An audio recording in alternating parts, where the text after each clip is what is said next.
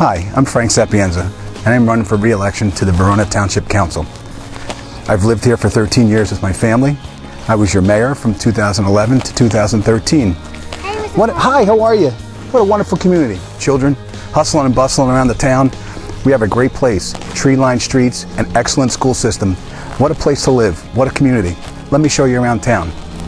In my time at office, I have supported a flat tax levy. I have supported rec programs for all ages. I have supported the upgrades to our infrastructure. I have to tell you, what a wonderful place, what a great community to live in.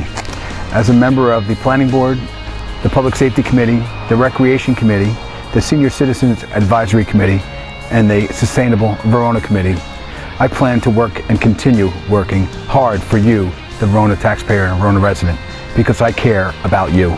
As council member, I will continue to support our library, our downtown area, our infrastructure. I will also support our open space areas and our community fields. I will work to continue to keep our municipal tax levy flat, which I have done in 2011, 12, and 13, and look to maintain our beautiful town and continue the wonderful services that this town provides. I look forward to continue to serve you as your council member. So I ask on May 12th that you vote for line 2A, Frank Sapienza, committed to community, dedicated to progress.